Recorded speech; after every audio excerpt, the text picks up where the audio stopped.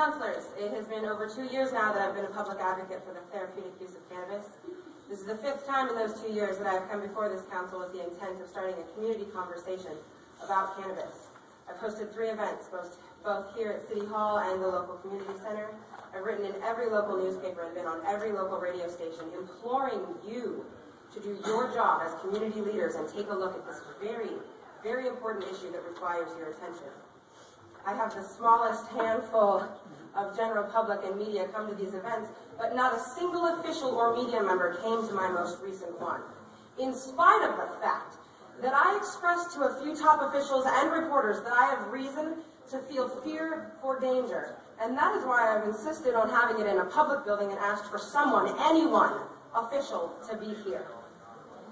Thank you for allowing me to use the building, but with all due respect, that was the bare minimum of what you ought to have done.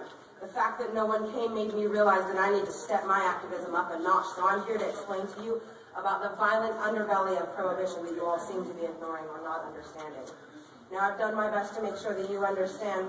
The reason I feel such an intense sense of urgency on this issue is because the cannabis plant has life-saving abilities, and people are dying unnecessarily. Not to mention those dying in more pain than need be, or the millions of people living in more pain than they ought to be. I know that many of you have been affected by cancer, and the irony of it being brought up tonight is really priceless, because I really wonder how long we will run for a cure while the government and corporations sit on one.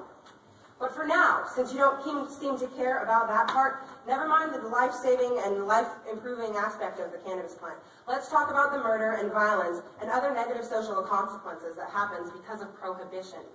In spite of how dangerous and toxic alcohol can be, Americans came to the rational conclusions in the 1930s that prohibiting it created more violence and negative social consequences than simply allowing adults to freely make their own, hopefully educated choices.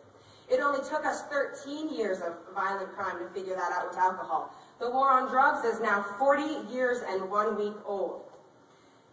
The violence that the war on drugs has created far outweighs any negative consequences of drug use, and we can plainly see today that it is not working.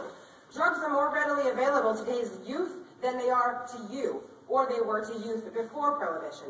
Prohibition of alcohol was ended at the urgency expressed by mothers because they started to understand the violence and crime that Prohibition itself creates. Now there are thousands of people being killed down south, and if you don't think that it's not here already, then you are being blatantly ignorant to the facts that are plainly before you. If you want to end drug abuse and violence that drug trafficking creates, then end the war on drugs. The war on drugs is a war on me, and it's because of my efforts to end this war, it's law enforcement officials and violent black market drug dealers that I have to fear the most. I have done a great deal for this community, and I'm tired of feeling as though my community has failed me. So let's be clear now, it's not the average citizen of this community that has failed me or the town, it is the leaders. The media, the active community members, and government officials, especially both elected and appointed. I've done a great, excuse me, I'm so sorry. The media, active community members, and government officials need to do more than the average citizen. And for all of you to not come was beyond politically lackadaisical. It was personally offensive and hurtful to me. I do not feel safe in this town right now, and I do not and have not for years feel like the local police would or could help me or protect me or keep me safe. This is a sad testament to the community leaders and exemplary of why we are not an all-American city. I refuse to accept ignorance and fear as an excuse for ignoring injustice any longer. The local media, government officials, law enforcement, and community leaders need to look at this issue of cannabis as medicine and the negative effects of prohibition. Thank you. And I talk for the total council. We will not take blame for not being here. We have lots of things to do, and I've been here before, so let's just not blame us for not taking part. Thank you. I won't blame you for not doing your job. Anybody else want to talk? I'm closing the public comments.